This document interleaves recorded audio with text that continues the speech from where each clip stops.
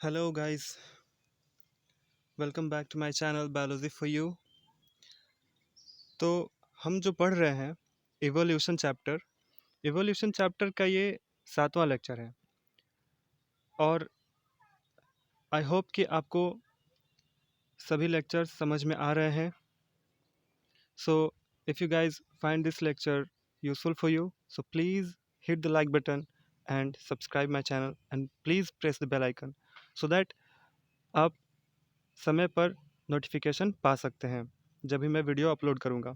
और अगर आपको इस वीडियो की पीडीएफ चाहिए तो मैं अपने टेलीग्राम हैंडल पे उसको अपलोड कर दूंगा। अगर आपने मेरे पिछले लेक्चर्स को फॉलो किया होगा तो आपको पता होगा कि मेरे टेलीग्राम का हैंडल क्या है। फिर भी मैं नए व्यूअर्स को बता दूं, मेरे टेलीग्राम का हैंडल है biology nerds Hindi. Biology nerds Hindi. और मैं वैसे यहाँ पे साफ मैं लिख नहीं पाया हूँ, लेकिन मैं अपने टेलीग्राम हैंडल का डिस्क्रिप्शन में लिंक दे दूंगा और आप वहाँ से फॉलो करके आप मेरे टेलीग्राम हैंडल तक पहुँच सकते हैं और वहाँ पे पीडीएफ डाउनलोड कर सकते हैं। So let's get started. आज का लेक्चर है ह्यूगो डिवरीज के सिद्धांत के बारे में। ह्यूगो डिवरीज आपको पता होगा, और नहीं पता है तो मैं बता दूं। ह्यूगो डिवरीज उन साइंटिस्टों में से एक साइंटिस्ट थे जिन्होंने मेंडल के सिद्धांत को री स्टडी किया था। फिर से मेंडल के सिद्धांतों की पढ़ाई की थी और जो भी कुछ करेक्शन करने थे उन्होंने करेक्शन किया था। तो ह्यूगो डिवरीज ने जो सिद्धांत दिए हैं उन्हें हम उत्परिवर्तनवाद के नाम से जानते हैं। ठीक है, तो अगर आपसे पूछा जाए कि उत्परिवर्तनवाद किसने दिया तो आप ह्यूगो डिवरीज का नाम लेंगे। ठीक है, तो ह्यूगो डिवरीज का सिद्धांत क्या है? उत्परिवर्तनवाद का सिद्धांत है। और ये सिद्धांत कब आया था? 1901 में ये सिद्धांत आया था। ठीक है, और यहाँ पे मैंने लिखा भी है डिवरीज पहले ऐसे वैज्ञानिक थे जिन्होंने विभिन्नता का वर्णन किया था। ठीक है, इनके पहले जो भी साइंटिस्ट गुजरे, Charles Robert Darwin, Mendel, Lamarck, इन सभी ने विभिन्नताओं के बारे में सिर्फ बताया, लेकिन ये नहीं बताया कि आता कहाँ से है विभिन्नता, इसमें क्या क्या मैकेनिज्म होती हैं विभिन्नताओं के, कैसे विभिन्नता शरीर में आती है, फिर कैसे इसकी वंशागति होती है। सिर्फ उन साइंटिस्टों ने इसके बारे में बताया, लेकिन इसका वर्णन नहीं कर पाए उन्होंने।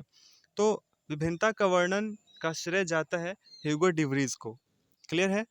तो यहाँ यहाँ तक मैंने आपको 3 या 4 बातें बता दी। फर्स्ट ऑफ ऑल कि उत्परिवर्तनवाद किसने दिया?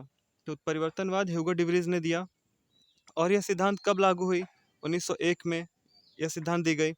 और विभिन्नता का वर्णन सबसे पहले किसने किया? तो विभिन्नता का वर्णन सबसे पहले ह्यूगो डिवरीज ने किया था। ठीक है, देखो यहाँ पे मैंने लिखा भी है, मेंडल के नियमों का पुनः अध्ययन किया था। तो ह्यूगो डिवरीज उन साइंटिस्टों में से एक थे जिन्होंने मेंडल के नियमों का पुनः अध्ययन किया था। ह्यूगो डिवरीज का सिद्धांत किस बात पर निर्भर है या फिर किस चीज़ पर निर्भर है? देखो, ह्यूगो डिवरीज का सिद्धांत ओइनोथेरा लैमेरिकियाना एक पौधा है, उस पे उसके अवलोकनों पर निर्भर करता है। आपको पता होगा जब मेंडल ने अपने प्रयोग किए थे तो मेंडल के प्रयोग किस पे थे? बताइए ज़रा। मेंडल के प्रयोग मटर पे आधारित थे, है ना, पाइसम सैटिवम पर आधारित है। उसी प्रकार से ह्यूगो डिवरीज के सिद्धांत किस पे निर्भर है? ओइनोथेरा लैमेरिकियाना। इसको हम लोग आम भाषा में इवनिंग प्राइमरोज कहते हैं। ठीक है, तो ओइनोथेरा लैमेरिकियाना का जब ये अध्ययन कर रहे थे तो इन्होंने उसके कई सारे रूप देखे। जैसे पिछले लेक्चर में मैंने बताया था कि जब डार्विन गैलापागोस द्वीप पर गए तो वहाँ पे फिंच चिड़िया की कई सारी जातियाँ देखी थी। तो फिंच चिड़िया लेकिन अलग अलग तरीके से विकसित हो चुके थे। वैसे ही ओइनोथेरा लैमेरिकियाना का ये कई सारे रूपों को देखा और उसी के आधार पर इन्होंने अपना नियम दिया। उन्होंने बताया था कि नए लक्षण अचानक उत्पन्न हो जाते हैं और वंशानुगत होते हैं। ठीक है, तो ह्यूगो डिवरीज ने क्या बताया? ओइनोथेरा लैमेरिकियाना पुष्प को देखने के बाद, उसकी कई सारे रूपों को देखने के बाद ह्यूगो डिवरीज ने क्या कहा? ह्यूगो डिवरीज ने ये कहा कि जो लक्षण होते हैं वो अचानक से उत्पन्न हो जाते हैं, नए लक्षण अचानक से उत्पन्न होते हैं और ये वंशानुगत होते हैं, मतलब एक वंश से दूसरे वंश तक जाते हैं। ये बात इनके दिमाग में कैसे आई? ओइनोथेरा लैमेरिकियाना को जब इन्होंने देखा तो उस पे इन्होंने अवलोकन किया इन्होंने उसका स्वपरागण कराया, है ना? तो कई बार परागण करने के बाद इन्होंने देखा क्या कि कुछ नई जातियाँ उत्पन्न हो जा रही हैं पौधों का, है ना? मूल जाति से कुछ डिफरेंट प्रकार की पुष्प उत्पन्न हो जा रही है। कुछ ऐसी जाति भी इन्होंने देखा कि मूल प्रकार से अलग प्रकार की जातियाँ उत्पन्न हुई थी, ठीक है? तो उन्हीं जातियों को देखने के बाद इन्होंने इस निष्कर्ष पे पहुंचा कि जो ये नए लक्षण जो दिख रहे हैं, ये अचानक उत्पन्न हो जाते हैं और ये वंशानुगत होते हैं। मतलब जो भी लक्षण आया है, अब वो वंशानुगत होगा। एक वंश से दूसरे वंश से तीसरे वंश, तीसरे से चौथे वंश तक ऐसे-ऐसे करते-करते वो वंशानुगत होता चला जाएगा और इस प्रकार से विभिन्नता उत्पन्न हो जाती है। ठीक है? तो अगर आपसे कोई पूछे कि विभिन्नता कैसे उत्पन्न होती है, तब आप ह्यूगो डे व्रिज के लहज़े में आप ये बता सकते हैं कि जो नए लक्षण होते हैं, वो कभी-कभी अचानक उत्पन्न होते हैं और फिर वो वंशानुगत हो जाते हैं। मतलब एक वंश से दूसरे वंश तक चले जाते हैं। तो जब उनका एक वंश से दूसरे वंश तक उनका वंशानुगत होता है वो लक्षण, तो इसी प्रकार से जीवों में क्या हो जाते हैं? विविधताएँ आ जाती हैं, विभिन्नताएँ आ जाती हैं। ह्यूगो डे व्रिज सहज उत्परिवर्तनवाद के मत को दिया था। मतलब सहज उत्परिवर्तनवाद मतलब सिंपल सा उत्परिवर्तनवाद के बारे में इन्होंने बताया था, जिसमें इन्होंने कहा था कि विभिन्नताएं अचानक आते हैं। मैंने आपको पहले बताया, तो सहज उत्परिवर्तनवाद में क्या बात बताई गई है कि विभिन्नताएं अचानक आती हैं। ठीक है, देखो, चार्ल्स रॉबर्ट डार्विन विभिन्नता के बारे में बात करते थे, लेकिन वो ये नहीं बता पाते थे कि विभिन्नता आती कहाँ से हैं। तो इस प्रॉब्लम का खंडन ह्यूगो डे व्रिज ने किया और कहा कि देखो, जो भी लक्षण उत्पन्न होते हैं ना, ये अचानक उत्पन्न हो जाते हैं और वही लक्षण वंशानुगत हो जाते हैं, जिससे जीवों में विभिन्नता आ जाती है और वो पृथ्वी पर जीने लायक हो जाते हैं, और जिसमें विभिन्नताएं नहीं आती है वो इस पृथ्वी पर से विलुप्त हो जाते हैं।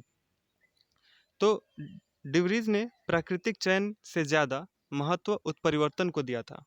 ठीक है, तो डिवरीज ने प्राकृतिक चयन से ज्यादा महत्व किसको दिया? उत्परिवर्तन को दिया। मतलब जीवों के विकास के बारे में चार्ल्स रॉबर्ट डार्विन का मानना था कि प्राकृतिक चयन होता है, जीव प्रजनन करते हैं, प्रजनन करने के बाद उनकी जनसंख्या बढ़ती है, फिर वो उनमें संघर्ष होता है रहने के लिए, और फिर उसमें जो फिटेस्ट होते हैं, जो योग्य होते हैं, वही इस पृथ्वी पर रहते हैं, और जो योग्य नहीं होते उस पृथ्वी पर से विलुप्त हो जाते हैं। और फिर जो बचते हैं पृथ्वी पर, उनमें धीरे धीरे विभिन्नताएं आती जाती हैं, जिससे उनकी नई जातियां बन जाती हैं। तो ये बात थी चार्ल्स रॉबर्ट डार्विन की। तो ह्यूगो डे व्रिज के सिद्धांत पे लगभग उसी के आसपास है, लेकिन वो प्राकृतिक चयन के ऊपर ज़्यादा जोर नहीं देते थे। वो ये मानते थे कि जीवों में उत्परिवर्तन होते हैं, उसी के बाद वो जीने लायक बन जाते हैं, प्राकृतिक में रहने लायक होते हैं। तो अब जब मैं ये बार बार उत्परिवर्तन उत्परिवर्तन कर रहा हूँ, ये उत्परिवर्तन होता क्या है? देखो, जब भी अचानक से शरीर में कोई बदलाव आता है, उसे हम उत्परिवर्तन कहते हैं, और ये बदलाव डीएनए के स्तर पर होता है, आणविक स्तर पर होता है। ठीक है, डीएनए बदल जाएगा, क्रोमोसोम की संख्या घट बढ़ जाएगी, तो उसे ही हम कहते हैं उत्परिवर्तन। ठीक है, और इस बारे में मैं और आगे चर्चा करूंगा। आगे जो भी चैप्टर्स आएंगे उस पे और भी काफ़ी डिटेल्स उत्परिवर्तन के बारे में चर्चा है। तो फिलहाल के लिए आप इतना ही समझिए कि उत्परिवर्तन अचानक उत्पन्न होते हैं शरीर में, और उसी के वजह से विभिन्नता उत्पन्न होती है, और उसी के वजह से पृथ्वी पर जीने लायक जीव बचते हैं। क्लियर? अब देखिए, उत्परिवर्तनवाद की मुख्य विशेषताएं। मतलब ह्यूगो डे व्रिज ने जो सिद्धांत दिए उत्परिवर्तनवाद के, उसमें कुछ विशेषताएं हैं। कौन कौन सी विशेषताएं हैं देखते हैं। कहते हैं नई जातियां और संतत विभिन्नताओं के कारण उत्पन्न होते हैं। ठीक है, नई जातियां जो हैं वो संतत विभिन्नताओं के कारण उत्पन्न होते हैं।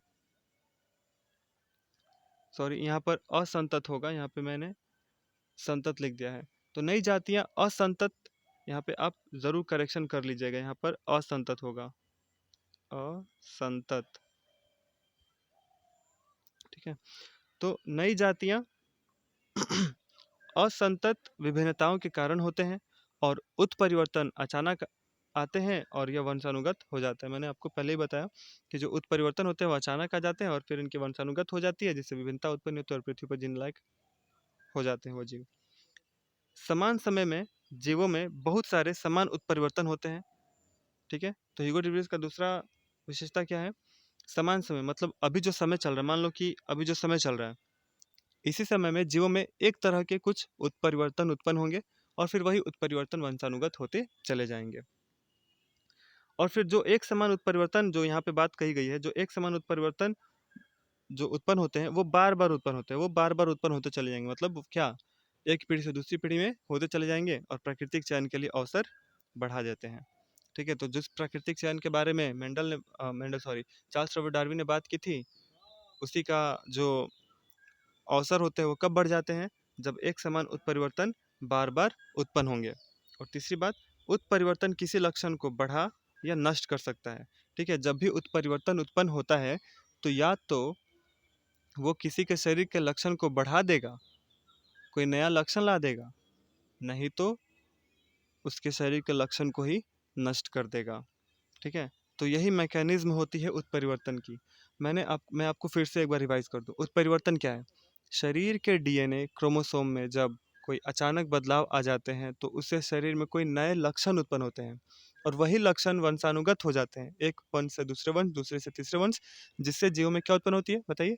विभिन्नता उत्पन्न होती है और उसी विभिन्नता के कारण जीव प्रकृति में जीवन लायक, जीने लायक बचते हैं। तो कुछ ऐसे भी लक्षण होते हैं, कुछ ऐसे भी उत्परिवर्तन उत्पन्न होते हैं जिससे लक्षण या तो बढ़ जाते हैं, नहीं तो वो लक्षण ही क्या हो जाते हैं? घट जाते हैं। ठीक है? अब बात करते हैं उत्परिवर्तनवाद की आलोचना की। क्या क्या आलोचनाएं होती हैं? ठीक है? देखो, इसके पहले ही मैं डार्विनवाद की आलोचना बता चुका हूँ, लामार्कवाद की आलोचना बता चुका हूँ। तो जो भी साइंटिस्ट कुछ अपना जो विचार देते हैं ना, उनकी आलोचना भी होती है। कुछ साइंटिस्ट उस बात को नहीं मानते हैं, कुछ इसमें कमियां निकालते हैं। वैसे भी ह्यूगो डिवरीज में भी हुआ और उनके उत्परिवर्तनवाद में कुछ कमियां निकाली गई। ठीक है? तो कमी क्या निकला देखो। वैसे तो जैव विकास में उत्परिवर्तन को महत्वपूर्ण घटक माना जाता है। मतलब जीवों के विकास में उत्परिवर्तन जो होते हैं एक महत्वपूर्ण घटक है। जीवों के विकास कैसे हुए, उसमें एक उत्परिवर्तन महत्वपूर्ण घटक है। मतलब उत्परिवर्तन ये साबित कर देता है कि जीवों का विकास कैसे हुआ। किंतु इसकी आलोचना भी होती है। क्या आलोचना होती है? डिवरीज ने जिस ओइनोथेरा लमार्कियाना को अपने प्रयोग के लिए चुना था, इस पुष्प के पुंकेसर और वर्तिकाग्र इस प्रकार संयोजित रहते हैं कि इसमें स्वपरागण हो ही नहीं सकते। और जब स्वपरागण हो ही नहीं सकते, तो नई जाति कैसे उत्पन्न होगी भाई? और जब इसमें पर परागण करा दिया जाता है, तो इसमें एक नई प्रकार की जातियां उत्पन्न हो जाती हैं। ठीक है? तो जब पर परागण करा देंगे तो इस नई प्रजाति उत्पन्न हो जाएगी। तो जब नई प्रजाति उत्पन्न हो जाएगी तो फिर उत्परिवर्तन कहाँ से हुआ? ह्यूगो डिवरीज जो कह रहे हैं कि अचानक लक्षण उत्पन्न हो जाते हैं, वो क्रोमोसोम के घटने बढ़ने के कारण, तो वो तो पर परागण की वजह से हो रहा है, कहाँ क्रोमोसोम के घटने बढ़ने से हो रहा है। तो यही इनकी आलोचना हुई थी। दूसरी बात इनकी आलोचना क्या हुई थी कि उत्परिवर्तन क्रोमोसोम के विपथन के द्वारा उत्पन्न होती है, जो क्रोमोसोम की संख्या को प्रभावित कर सकते हैं। तो दूसरी आलोचना ये होती थी कि उत्परिवर्तन जो है वो क्रोमोसोम विपथन, मतलब क्रोमोसोम का घटना या फिर क्रोमोसोम का बढ़ना के वजह से उत्पन्न होता है, जिससे क्रोमोसोम की संख्या भी प्रभावित हो जाती है। और जब क्रोमोसोम की संख्या प्रभावित होगी, तो कुछ ना कुछ शरीर में बीमारी उत्पन्न हो जाएगी। कुछ ऐसी बीमारी उत्पन्न हो जाएंगी जिससे जो कभी ठीक ही नहीं हो, जिसका कोई इलाज ही नहीं है। ठीक है? तीसरी बात, डार्विन का मानना था कि नई जातियों का विकास धीरे धीरे, ये क्या मैंने लिख दिया?